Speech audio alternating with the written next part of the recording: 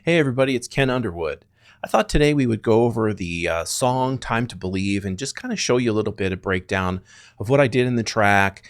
And there were some questions about what some of the parts were. Like, we spent a lot of time talking about and featuring the Synth-1 pedal, and wasn't completely obvious how it appeared in the track. So I want to make that clear. And I also want to make clear a couple of the things that I did that I thought were pretty cool. So let's get into it. Okay, so the first thing I did that's kind of unusual, unique, not really, you don't normally pan basses.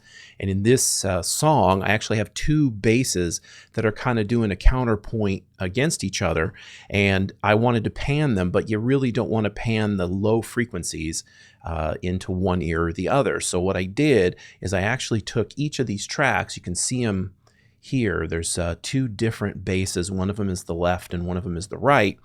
And what I did is, in this particular one, you can see down here, I turned on only the low frequency, and the low frequency copy of this track appears only in the center. Then I have the duplicate right here that has got the opposite. It's got the mid-tones and the high tones. And that one, if you look at the, let's see, if we go to the panning here, that one is panned pretty solidly left. And then I've done exactly the opposite on the next one, where I've got the low version of the other side in the center and the high and mid version panned to the right. So when you get those, let me see if I can solo these, if I can remember how to solo multiples. There we go, like that. And now remember, this is like an unmastered version. And in fact, I want you to know, like, this version of the track that I'm operating in is full of all the plugins and everything. So audio is being generated as we go. One of the things that used to really trip me up in production was I'd set up my plate or my song like I've done here, and I'd have a lot of plugins with patches chosen and stuff like that. And then I'd go back like a year later and try and fool with it, and like, oh, the plugins changed, or it's a different name, or we can't find it, or whatever. There just always seemed to happen all the time where I couldn't get back to where I was. So one of the things that I remember from audio engineering is that it's probably best to just make a stem of everything, and a stem is just an isolated audio track of each track. And so I would convert these audio plugins and these VSTs to an audio track so that I have the final audio of whatever that patch was, the way it was when it was mixed down. So that's a new procedure that I'm getting used to, and I did it on this one. And I can, if I go to my file menu and I go open recent, you can see I've got stems only and stems and all that kind of stuff. So there are other versions of this song that have stems only, but this one has the plugins in, so you can see what plugins I used. And you can see on this track I used Massive, and I'm not a big programmer. Like, that's not something I do. I use presets, dude, and I'm proud of it. Buy the good presets by someone who knows what they're doing and make a good song. That's where I'm at. I don't want to sit and waste my time trying to come up with the perfect sound for a track, because I don't really know what I don't know what I'm doing. I've had some class and I understand ADSR and all that kind of stuff, but I want my patches to be a little more complex. So why fight it? Okay, anyway. So the left bass is BA Electro Rocker on Massive. And then if I go to the other track, that one is a Avenger. So that one is inflated saw, bass inflated saw from the bass. And I think that's probably one of the ones that's just the defaults. So anyhow, this is what those two parts sound like isolated.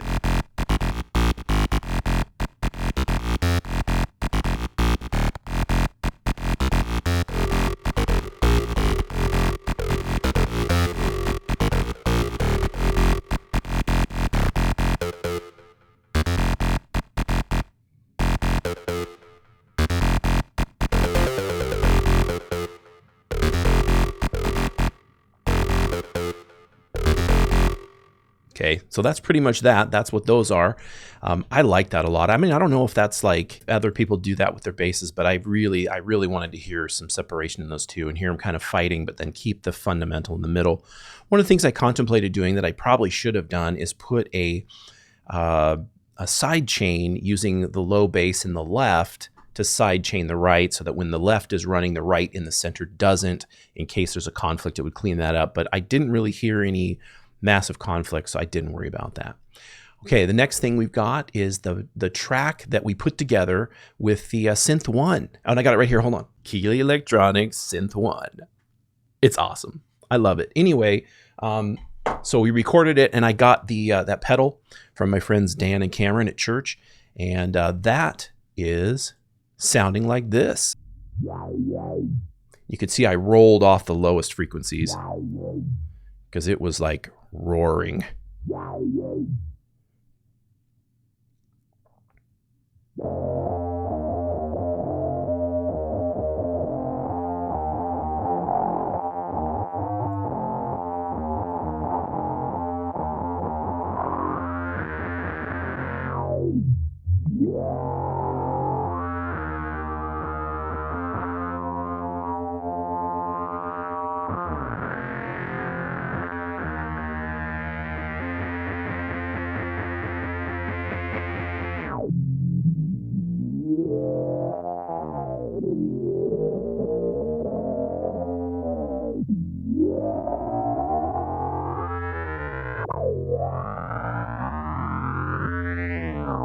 Sweet. So that's kind of what that part is throughout the song. I really like that. I think it turned out really great. Some of the other pads that I'm using, I've got a Nexus plugin. I don't know if you guys know Nexus 2, but again, it's a Rompler. I'm not, like I said, I'm not that interested in trying to come up with these patches on my own. I just assume get them from somebody who knows what they're doing and has the sounds that I want. It's almost like, you know, if you're a producer and you're in your studio and you got a buddy that is like loves to produce sounds and you like to make the beats and the melodies and stuff, it's just like having your buddy take care of the sound. So I don't see any problem with it. I don't find it like some kind of a cop out, because I mean, it's just not my wheelhouse. So why try and do that too? You know, it's one more thing. I don't want to do that too. So this part, let me see here if I make this bigger so we can see it a little bit. And I'll zoom in a little bit. These are basically just pike chords that I was using. So like in this section right here. And I don't think that a side chain is running on this one right now, because I think this is a down part, but I think the side chain comes in later. Yeah, there we go. I figured it did. So this is from the Epic Pads pack, and this is PD Airwaves Trance Saws 1, because trance saws, I mean, come on, dude, trance saws. Let's do it. Then here's some held chords.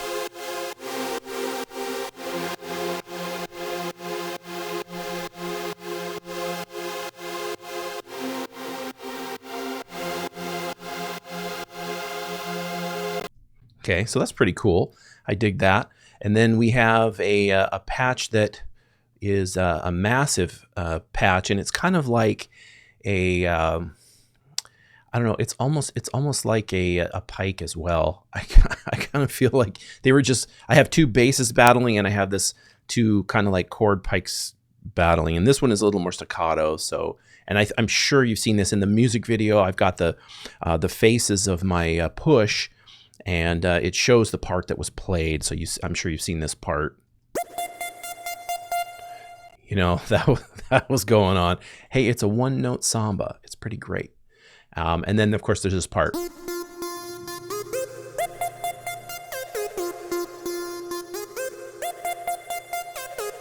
Okay, so I think in the beginning, I actually have a different part. So let's go all the way. Whoops, yeah. See, in the very beginning, I got a totally different part. Like this part is totally different. So just...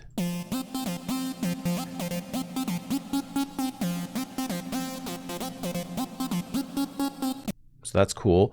I think I have another massive right next to it, and these massives, or this version of massive, was covering a chime. And so like I've got two different parts here. I've got a massive patch that's simulating the chime, and then I actually have some chimes, some orchestral chimes to cover one of these parts. So let's just go here. What I'll do, we'll just start here.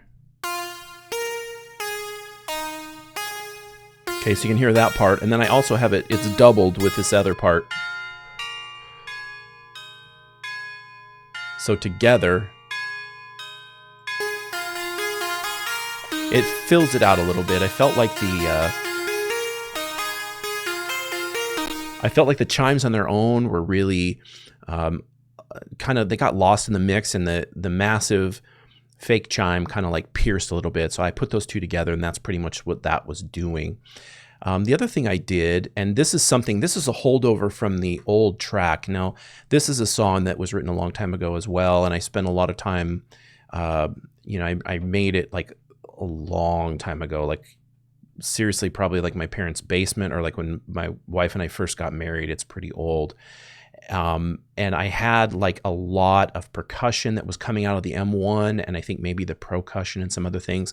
But I like these, I think you say taiko, I hope, but it's the Japanese ceremonial drums. They're the big giant ones. I just love them. I love the way they sound, and I love the way they fill in. So I got this part that we played using some of the, I think this is this is a contact sample pack. So it's actually some serious taiko in the action strikes. So it's a massive ensemble of taikos. I love it. I think it's absolutely stellar, beautiful. So here's that part. Let me get to the right spot.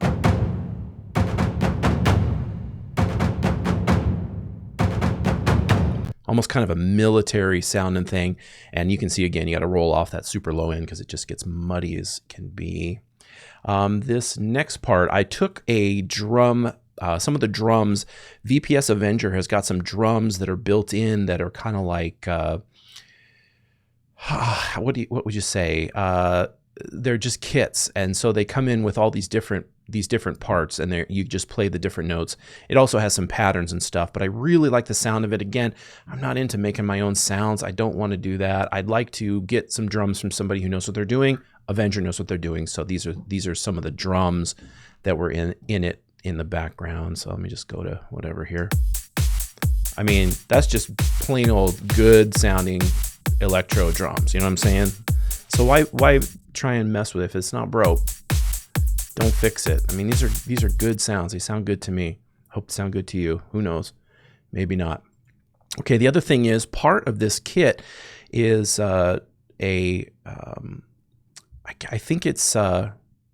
it's Abletunes or something like that. There's a pack manufacturer who manufactures tracks in Ableton, and you can pick them up. And they had several tunes that I bought that were templates, and I really like some of their drums. And so I took the drums, like they had this reverse snare that I really like, and a few other toms and some things. So I'm gonna solo this whole group. It's just some filler drums that do some things for me, right? I mean, some of it down here I didn't use, and then you can hear some of these reverse cymbals, that kind of stuff. So all that stuff just kind of filled it out and made it what it is. Now, the hardest part for me is always vocals. So with the vocals, I had originally recorded it with the, so this top part is just the lead vocal as you expect, right? So I'm so far from where I should be. And tons of processing, as you can hear. So that's the main that goes through the whole thing. I had that one, and then I had this, the high one, which is that I'm sure you heard. I've been deceived. Okay, so that one came in, and then I had two other kind of medium ones and a low one that was basically what I figured the lead vocal would probably go to this one, and then the high one would stay here, and then these two others would be added. But I've always wanted to have a super low one in there, and I got to admit, the reason for that, okay, it's embarrassing, but I got to show you this really quick. One of my favorite songs. Do I dare show you this? I don't know. I hope you don't judge me for this, but one of my favorite songs is Riders in the Sky by the Sons of the Pioneers. And I don't know if you've ever heard this, but it's like the classic Disney version of Riders in the Sky. And the bass is the same bass that's in a lot of Disney stuff. He's got this like super low like note that he hits in Riders in the Sky, and I love it. I've always loved it. I just think it's like so amazing, and I've got like a really high voice, so I can't like do that. But I was able to sing. I was able to sing it once. I sang it a couple times, but I was able to get that low F out once. And so I was able to get like a new part, which I've never been able to have before. So this is the low part. Time to believe. Time to believe.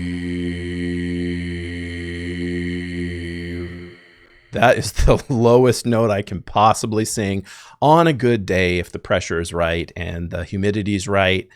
And I had a good night's sleep, and my breakfast didn't make me too phlegmy. Okay, it's a rarity, but I got it down. I got it on tape. I got it on the computer, whatever. I recorded it. Don't be so semantical. Gosh. Anyway, so that's what ended up happening. So here is the vocal chain for that part here. Let's let you hear it. Time to believe. Time to believe.